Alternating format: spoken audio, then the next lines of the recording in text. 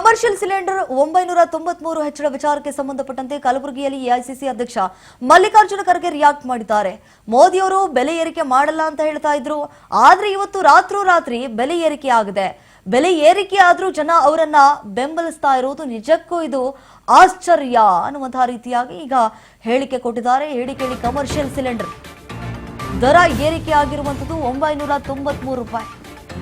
ಇದರಿಂದ ಈಗಾಗಲೇ ಹೋಟೆಲ್ ಮಾಲೀಕರು ಏನಿದ್ದಾರೆ ಪಾಪ ಅಳಲನ್ನು ತೋಡ್ಕೊಳ್ತಿದ್ದಾರೆ. ಇದಕ್ಕೆ ಸಂಬಂಧಪಟ್ಟಂತೆ ಕಲಬುರಗಿಯಲ್ಲಿ ಎಐಸಿಸಿ ಅಧ್ಯಕ್ಷ ಮಲ್ಲಿಕಾರ್ಜುನ ಖರ್ಗೆ ರಿಯಾಕ್ಟ್ ಮಾಡಿದ್ದಾರೆ. ಮೋದಿ ಅವರು ಹೇಳ್ತಾ ಇದ್ರು ಬೆಲೆ ಏರಿಕೆ ಮಾಡಲ್ಲ ಅಂತ ಹೇಳಿ ರಾತ್ರಿ ಈಗ ಬೆಲೆ ಏರಿಕೆ ಮಾಡಿಬಿಟ್ಟಿದ್ದಾರಲ್ಲ. ಬೆಲೆ ಏರಿಕೆ ಆದ್ರೂ ಜನ ಅವರನ್ನ ಯಾಕೆ ಇಷ್ಟರ ಮಟ್ಟಿಗೆ ಬೆಂಬಲಿಸ್ತಾ ಇರೋದು ಅಂತ ಹೇಳಿ.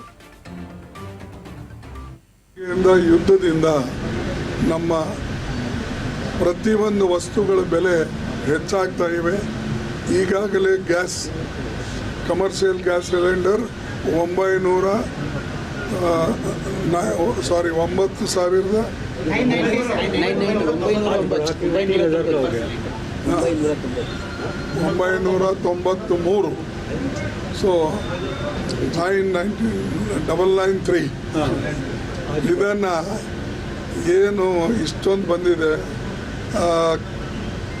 ಮೋದಿಯವರು ಹೇಳ್ಕೊಳ್ತಾ ಇದ್ರು ನಾವು ಯಾವುದು ಪ್ರೈಸ್ ಕಮ್ಮಿ ಮಾಡಲ್ಲ, ಯಾವುದು ಪ್ರೈಸ್ ಹೆಚ್ಚಿಗೆ ಮಾಡೋದಿಲ್ಲ, ಇನ್ಫ್ಲೇಷನ್ನು ಇದೆಲ್ಲ ಹೇಳ್ತಾ ಇದ್ರು. ಆದರೆ ಇವತ್ತು ನೀವು ಪ್ರತ್ಯಕ್ಷ ನೋಡ್ತಾ ಇದ್ದೀರಿ.